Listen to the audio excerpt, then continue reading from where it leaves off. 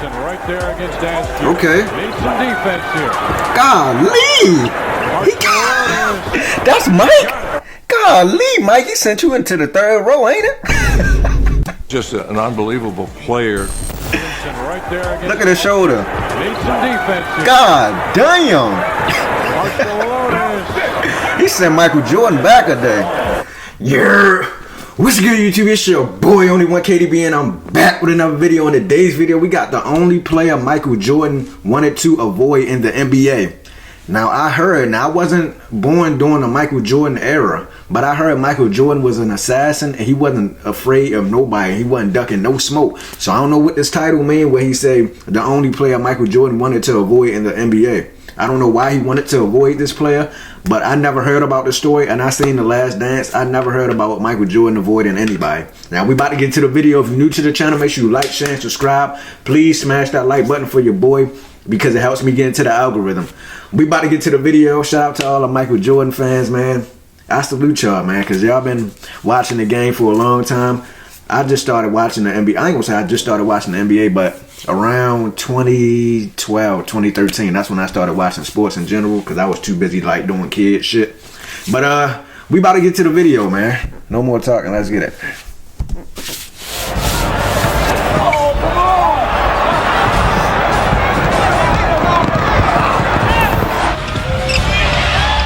Number 13. Throughout Michael Jordan's career, he was usually the one to strike fear into his opponent's hearts. But according to what was supposed to be a private conversation between he and Pippen, Jordan didn't want the smoke on this particular night.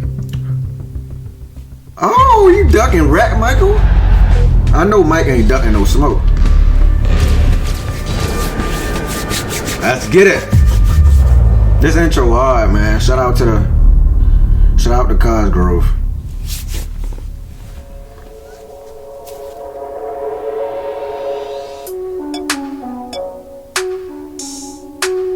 If I were to tell you that a left-handed six-man who was an international legend is responsible for introducing the Euro step to the NBA, you would probably think I was talking about Manu Ginobili. While Ginobili definitely popularized the move in the mid-2000s, it's actually Sarunas Marciulionis who is credited for bringing the Euro step to the NBA. In 1989, Sarunas Marciulionis made history by joining the Golden State Warriors, becoming the first Soviet player to play in the NBA. This is why they traded Mitch Richmond too. This kid can play basketball. Sarunas Marciulionis. The first player signed out of the USSR, and he can play basketball.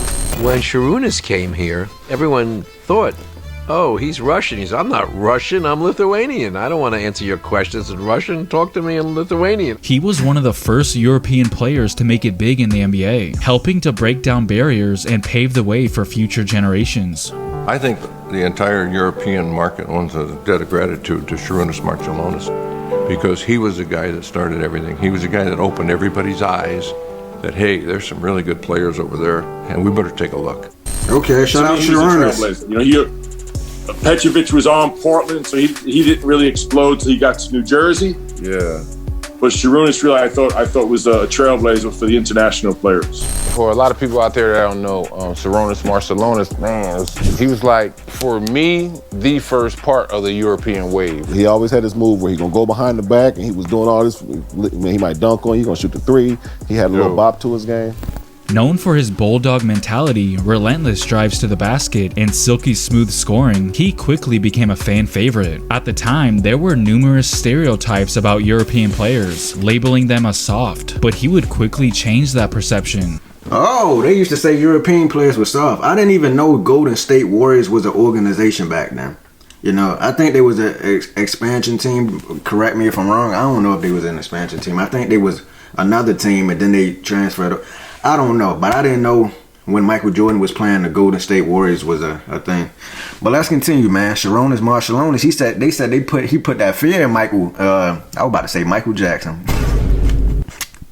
Michael Jordan, but let's continue. Showcasing incredible physicality that they were not expecting from a European player. Sarunas just played, lights out against us. You don't see many guards that are like bulldozers. He was at that time with us. He might have been the strongest guy in the NBA. Back then European players were shooters and they were soft. They had him coming off the bench. He was tough as now. as an offensive player, he would punish you. He would hurt you because he was so strong and just drive, always left. And it was for that exact reason Michael Jordan avoided being matched up against him. Now, I don't want to say Jordan was scared. That just wouldn't sound right coming out of my mouth. But at the same time, how else are you supposed to interpret this? I remember we were playing the Bulls, and Sharunas was shooting a free throw, and I happened to be at half court with Michael and Scotty. And they're like, man, you guard him, man. I'm not trying to get banged up with this dude, man. He's running me over, man. I remember one game, Scottie Pippen and Michael Jordan. Yeah, I was at half court with both of them. And they were arguing who was guarding Sharunas. And Michael's like, I'm not guarding him. Just looking at his highlights he had against the Bulls alone kind of makes me understand Jordan and Pippen's plight. Nobody could keep Sharunas in front of him. I mean, he could get to the basket with the best of them. Sharunas was cooking y'all boys. Once he got to the basket, he had that incredible desire and strength. And he was just an unbelievable player. Livingston right there against Askew. Okay. Needs some defense here. Golly! That's Mike? Golly, Mike, he sent you into the third row, ain't it? Just an unbelievable player. Livingston right there against. Look at his shoulder. Needs some defense here. God damn! Marshall He sent Michael Jordan back a day. Mullen. Marshallonis is good. You've got to respect the drive with him. Back with the pass. And Marshallonis answers. Michael. Damn. Yes, he did. His fifth. They want a timeout.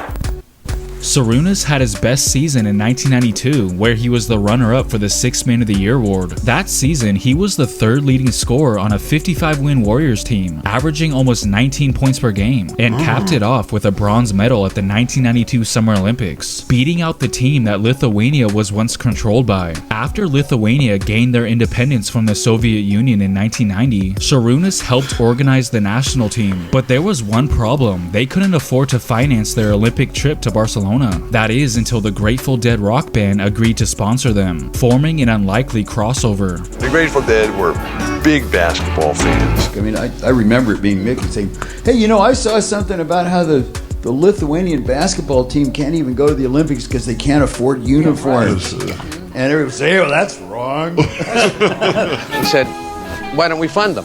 And they sent to Lithuania a box of tie-dye t-shirts with Lithuanian colors. And those tie-dye t-shirts ended up becoming iconic, with celebrities being spotted wearing them, and they were even featured in an episode of Friends. When they won that bronze medal against Russia just 2 years after the collapse of the USSR, it was a moment that symbolized much more than just basketball. For Lithuania, it was a celebration of their independence. To finally be free, and to be able to see your own flag raised at moments of triumph. Their final game against Russia, live or die. The whole nation was watching. You have to destroy them. At any cost, you have to win. Sarunas played a pivotal role in putting Lithuanian basketball on the map and helped lay the foundation of the European invasion of the NBA. Being from where I'm from, you know, from Europe, Spain, I wanted to give a special mention to those first Europeans that came here, that crossed the ocean, that took a chance and opened doors for players like myself. Drazen Petrovic, Sarunas, Maršulenis, Detlef Schrempf. After his first few seasons in the NBA, Sarunas started to have knee problems, at one point missing 1.5 years due to injury. So the Warriors traded him to the Supersonics, and then would go on to have brief stints with the Sacramento Kings and the Denver Nuggets as well. He was no longer the same player that people saw with the Warriors, as lingering injuries ultimately shortened his time in the NBA. Nevertheless, Sarunas will always be remembered as one of the true pioneers for international players in the league. Sharunas Maršulenis had a brief yet impactful NBA Shout out Sharunas, man. 4 to 7 seasons as a Warrior. Shotty made this. Oh my! Look at Maršulenis' move behind the back. Incredible. Maršulenis was instrumental in the globalization of basketball. He was inducted into the Basketball Hall of Fame in 2014, as well as the FIBA Hall of Fame in 2015, a testament to his influence on the game. His success demonstrated that European players can not only compete, but thrive in the NBA. A European scouting report would be jump shooter, a little soft, probably would come over for a little cup of coffee and go back to Europe and be a star again.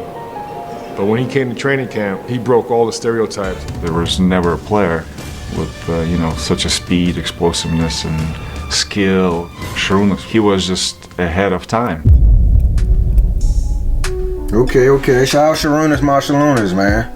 He was one of them ones. He was a cold 6 man. He was Lou Williams before Lou Williams. Y'all know Lou Williams, the 6 man of the decade. You know, Lou Williams, man. He was like that. I still don't know why Lou Williams was coming off the bench, and like Lou Williams, I don't know why fucking Sharunas was coming off. Why was Sharunas coming off the bench? Was there somebody on the Golden State Warriors that he couldn't start off that he couldn't start over that I don't know about? Like, who was on the Golden State Warriors at that time that he couldn't start over?